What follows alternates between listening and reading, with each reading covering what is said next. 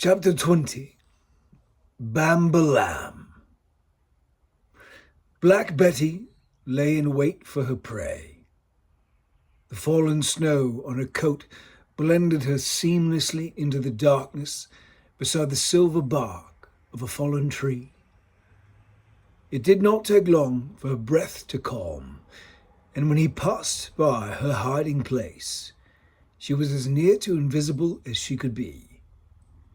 She hit the man in the hamstring, sinking her teeth deep into his dead flesh and tearing through the taut tendons behind his knee. He tried to turn on his good leg and slash her with his bayonet, but she leapt up, catching his wrist and putting all 200 pounds of her weight into it as she locked on. He fell, twisting over her back. The wrist bones cracked and the bayonet disappeared in the snow. Betty released the mauled hand and went for the neck to finish him. He ducked his chin and his face was caught in her teeth instead. She savaged it, then snapped her teeth lower, getting his whole jawbone in her mouth and crushing it until it shattered into bits. One more vicious surge, and she had the whole of his neck. She shook and bit until the vertebrae snapped and the body lost all animation. She gave it one last shake to be certain, then left the useless body in a heap, disappearing into the woods, hunting the other two that were seeking Isaiah, as yet unaware they had gone from predator to prey. She found the second one following the false path she had laid, neck bent, absorbed in the act of tracking. She smashed into his knees from the side, tearing the ligaments cleanly. As he fell, he stabbed with his bayonet and struck her side, but it was not a clean blow. As he pulled his arm back to thrust again, she lunged, catching him at the elbow and shaking his arm back and forth until her teeth hit bone with a satisfying crunch. He tried to stretch for his fallen bayonet with his good hand, but she grabbed him by the neck and clamped on, squeezing until she heard the bones go crack. She left the paralyzed dead man face down in the snow and loped into the night. Her inherited skill on the battlefield had not failed her. One man to go. It took her an hour to find him. She followed her own tracks, which she had left in wide loops leading away from Isaiah. She tested the wind and caught the scent of burned flesh and oil that she remembered from the canal, but it was distant for now. She smelled horses too, but again, not close enough to cause her concern. When she finally came across her third victim's scent, a spark of worry struck her. The dead man had left her trail and zeroed in on Isaiah's. In the hour she had spent tracking him, anything might have happened. She abandoned patience and ran. He turned when he heard her coming. As she leapt, his bayonet stabbed out, but her recall of the Colosseum served her well. Instead of trying for the kill, her aim was for the tender fingers holding the blade. She knew her victim's teeth and claws could not match hers. If she separated him from his weapon, all that stood between her and ending him was time. The bayonet hit her neck, spiking through her thick hackles. She yelped in surprise, but did not slow. Her teeth hit his knuckles in almost the same instant, and she bit down hard. She felt the thumb come free cleanly in her molars. She twisted her head sharply. The pain of the bayonet stab shot through her, but she held fast, closing her grip, feeling his pinky and ring fingers tear loose. Then she let go and shook her head. The dead man managed to step back, maimed hand dangling. Then he surged forward. Betty lunged to meet him and caught him in the side. Instead of locking her grip, she snapped, twisted, and tore. Snapped, twisted, and tore. When he tried to fend her off, she grabbed his forearm and locked on, dropping her weight and pulling him down, applying all of her jaw strength until she felt both wrist bones dislocate. The arm went limp and Betty released, snapping up for his neck, digging in her teeth and locking, shaking, savaging him. The hot blood from her neck wound mixing with his until he went limp as a rag doll. Connection lost. Betty dropped him. She shook her coat free of snow and blood. Then she trundled along, following Isaiah's trail, tail wagging, intent on reuniting with her friend. She never heard it coming. Isaiah approached the dilapidated barnyard slowly. The snow-covered house and adjacent barns' roofs were sagging. The windows were all dark, and the front door had been broken off its hinges in a long time past. A howl split the night. Isaiah shot a look back. That one was close at hand, perhaps within 100 yards. Isaiah fought the impulse to drop the cavalry sword and bring the Mauser and its grenades to bear. One trigger pull was likely to bring everything within a mile down on top of him. He weighed his options and looked at his sword. It strained credulity to think he could fight off a full-grown wolf with the dull saber. Fuck it. Done running from your howling ass. He slid the saber into his belt and unshouldered the Mauser. He checked the grenade's seating in the launcher, then flicked the safety off. He set the rifle butt to his shoulder and leaned into it, hoping he could offset what figured to be a violent kickback when he fired. He moved like a predator now, instead of prey, heading back the way he'd come, searching the woods for the monster hunting him. He stepped with care, retracing his path, figuring whatever was after him was following those same footprints in his direction. Perhaps he could catch the wolf, believing its supper was still running scared, and beat it to the punch. And perhaps this was where it would all end. He traversed 50 yards, then he caught sight of the big, dark canine mass sitting in his wake. He brought the bead of the Mauser up smoothly and took careful aim, continuing a slow, steady approach. If he failed to kill the wolf, he would have her to worry about plus every dead motherfucker in a square mile. Last thing he wanted to do with his one shot was have it go wide. His finger pressed the trigger, his shoulder prepared for the agony of a bad kick. He clenched his teeth together and started to squeeze.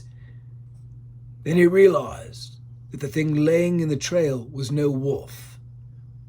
It was Black Betty. Isaiah ran to her side. She was breathing shallowly, huffing through her nostrils.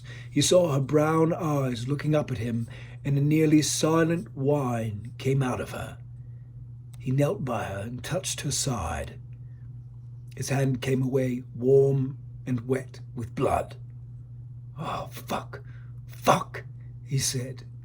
His inside stirred with a pain as sharp as whatever had savaged the mastiff. Isaiah looked up from Black Betty and scanned the surrounding trees.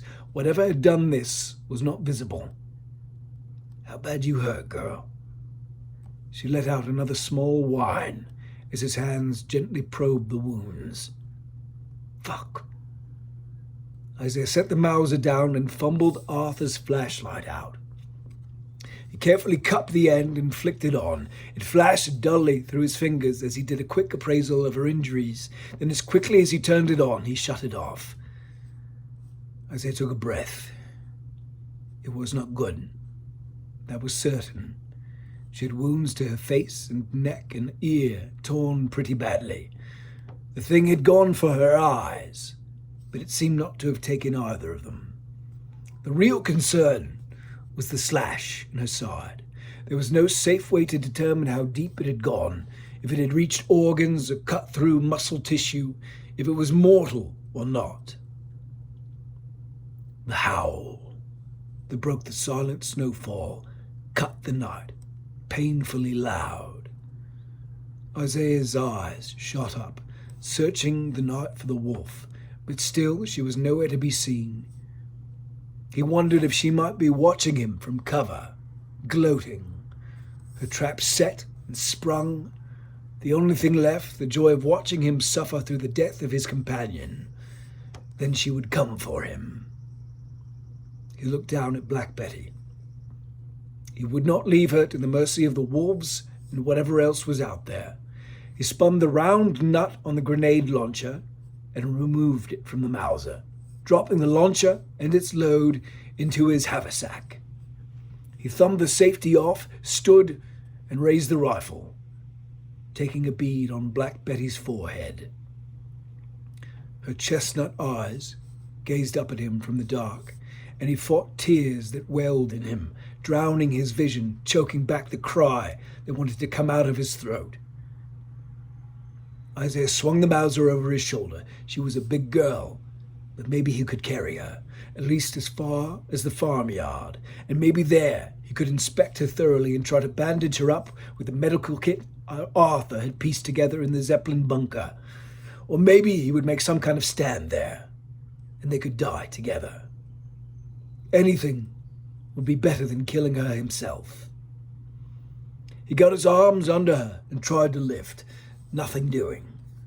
200 pounds of dead weight was beyond his capacity to drag. Isaiah sat back. He pulled the rifle off his shoulder and reversed it so the butt end was up, the barrel pointed down. He eased Betty over onto her side, ignoring the quiet yelp she made. Then he furiously dug the snow out from beneath her belly. He scanned the woods again, then turned round and leaned back against her bloody ribs. He got his left arm between her forelegs and his right arm between her back legs, wrapping her torso around his neck. He linked his forearms tightly, then twisted up and to his left, swinging her hindquarters onto his shoulder. He used the momentum to swing her whole body over the top of him as he spun onto his knees. He took a deep breath, then used every muscle fiber in his legs and back to press up to standing. His first step nearly slipped and took them both back down, but he was able to stagger forward and use his momentum to stave off disaster. He turned toward the deserted homestead, bent forward, and plowed through the snow toward it, certain that at any moment the wolf would strike from the darkness and finish them both. Black Betty had been hustling along Isaiah's path. The wound on the back of her neck hurt, but the dead man's stab had not succeeded in slicing muscle or reaching bone, so though it bled freely, she was unconcerned.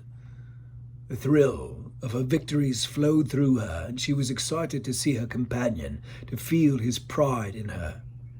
Then she would lick her wounds before returning to the task of seeking out his pursuers and ending them. The she-wolf struck from behind. Betty felt the teeth sink into her hip, then her legs were out from under her. She twisted sharply, snapping her teeth on a mouthful of air as the wolf danced away. Betty searched the trees, but the wolf had vanished back into the canopy. She moved gingerly as she spun, not wanting to test the rear leg with weight just yet. She knew that if she fell, the wolf would be on her in an instant. She stretched the leg and let her growl thunder in her chest and throat, teeth bared, as she searched for the wolf's scent. To her relief, she could move the leg. If the wolf had succeeded in cutting the tendons that ran down her hamstring, the combat would have been as good as over. For now, the only thing she was losing was blood. She settled her weight back evenly on all four legs and waited for the wolf to make the next move.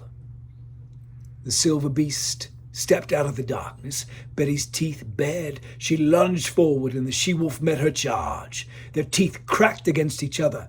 Then they were both snapping and biting, dodging by millimeters and snapping again, each of them trying to find purchase and rend. The wolf caught Betty's ear and bit through the soft skin. She twisted her head and tore the ear badly, then tried to get a hold on Betty's face.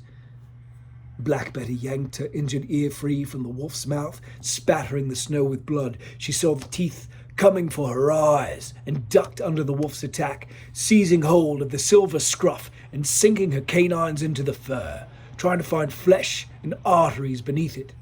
But the thick layers of skin and fur were all she could damage. Her teeth finally got to blood, but Betty knew it was not a mortal hold. She released and tried to get a second strike, but her enemy was too fast, and Betty felt her entire face engulfed in the wolf's mouth. Serrated teeth and stabbing canines tore in and tried to lock. Betty snapped and bit hard. She felt flesh, hot and soft between her teeth. She locked onto it and shook her head with all her strength. The wolf's tongue tore and split. Betty heard the thing yelp, and then her own head was out and free. For a moment she was blinded by her own blood. She lunged and snapped, but hit only empty air. She felt teeth catch her in the side, and she doubled over, trying to use her paws to slash and shove the wolf away. But the wolf was enraged now, berserk, trying to gut her. Betty yelped from the pain. She felt her end coming as the wolf worked to drive sharp canines into her soft belly meat. Betty slashed out, desperate. But this time, instead of snapping on air, she felt the wolf's foreleg engulfed in her mouth. Her molars locked on and she squeezed tight and twisted. She felt the bone breaking, and the wolf released her hold, yelping and wrenching her wounded leg free. Black Betty kicked her weakening hindquarters and stood on shaking legs, turning with the wolf as it circled her on three legs, looking for the kill strike, a silver coat wet with blood. Betty knew she was badly hurt, but she would not submit and hope for mercy. She knew if she turned cur and showed her belly, the monster she was fighting would not let her live on in shame. She would sink those fangs into her stomach and devour her hot innards while she still lived. The she-wolf circled and circled, bleeding from her neck and face, holding the injured foreleg off the ground useless. The opening for a kill strike did not come. She stopped, bared her teeth, then turned and hobbled away into the woods. Black Betty waited a long time before limping after Isaiah. She made it half a mile before she collapsed. She took in a deep breath and howled for her friend to come rescue her. When she opened her eyes again, he was there. Love, horror, and pity in his eyes as he knelt down and tried to save her.